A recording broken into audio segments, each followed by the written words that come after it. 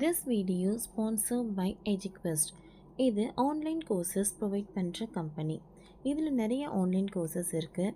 Advance marketing combo, digital marketing student combo, accounting and GST combo, advanced stock marketing, இன்னும் நிறைய courses இருக்குது. இந்த video உங்களுக்கு ரொம்ப யூஸ்ஃபுல்லாக இருக்கும்.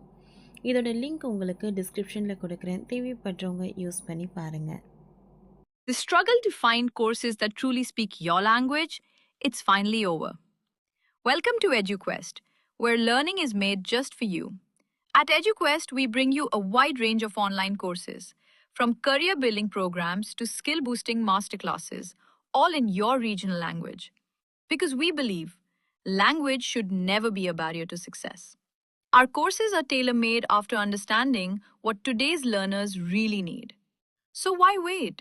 Start learning the smarter, simpler way only with EduQuest. Visit eduquest.courses and explore your next course today. And hey, don't miss out on our exciting offers and promotions. Tamil Nadu முழுவதும் பல்வேறு துறையின் கீழ் செயல்பட்டு வரும் ஏழை மாணவர்களுக்கான பள்ளி மற்றும் கல்லூரி விடுதிகள் இனி சமூக நீதி விடுதிகள் என்று அழைக்கப்படும் என்று தமிழக முதல்வர் மு.க. ஸ்டாலின் அறிவித்துள்ளார். இது குறித்து முதலமைச்சர் மு.க. ஸ்டாலின் எக்ஸ் தளத்தில் பதிவு ஒன்றை வெளியிட்டுள்ளார். அதில் பேதங்களை தகர்த்தெறிந்து சமத்துவத்தையும் சமூக நீதியையும் காக்க புரட்சியால் புதுமையை படைப்பதே திராவிட வரலாறு என்று குறிப்பிட்டுள்ளார்.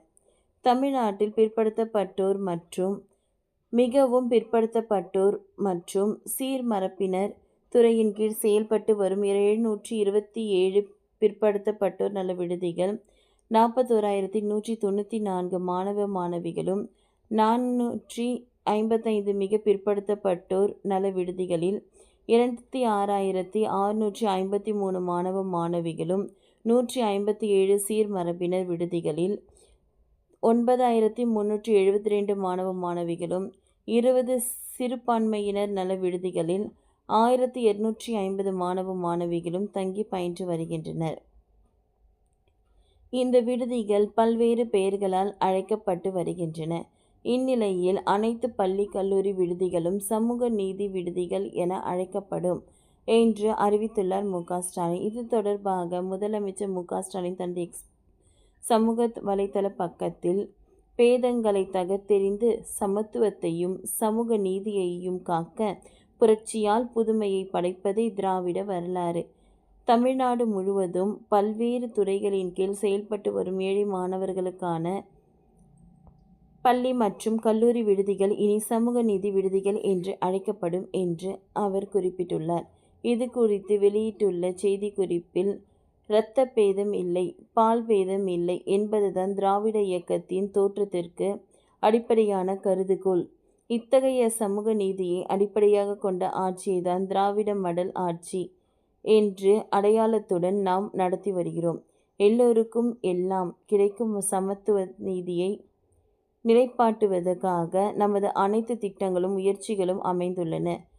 ஜாதியால், பேரால், மதத்தின் பெயரால், பொருளாதார வலிமையின்மையால் எந்த வாய்ப்பும் யாருக்கும் மறுக்கப்படக்கூடாது என்பதை மனதில் வைத்தே அனைவருக்கும் சமத்துவ சம வாய்ப்புகளை வழங்கி அனைத்து சமூகத்தையும் மேலே கொண்டு வர முயற்சிக்கிறது.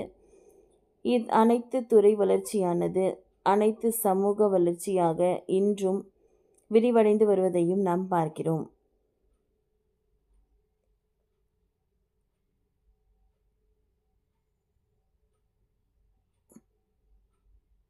தற்கால இள சந்ததியினர் அனைவரும் ஜாதி வேறுபாடின்றி ஒருங்கிணைந்து எதிர்கால தமிழ் சமுதாயத்தை, சமத்துவ சமுதாயத்தை கட்டியமைத்திட இந்த முயற்சிகள் அடித்தளம் அமைக்கும். சமூக நீதி, சமநீதி, சட்ட நீதி ஆகியவை அனைவருக்கும் பொது என்ற நிலைமையை உருவாக்க திராவிட மாடல் அரசு தொடர்ந்து பங்காற்றும் என தெரிவிக்கப்பட்டுள்ளது. ஓகே ஃப்ரெண்ட்ஸ், இந்த வீடியோ உங்களுக்கு யூஸ்ஃபுல்லாக இருந்ததுன்னா லைக் பண்ணுங்கள், ஷேர் பண்ணுங்கள், சப்ஸ்கிரைப் பண்ணுங்கள். தேங்க்யூ.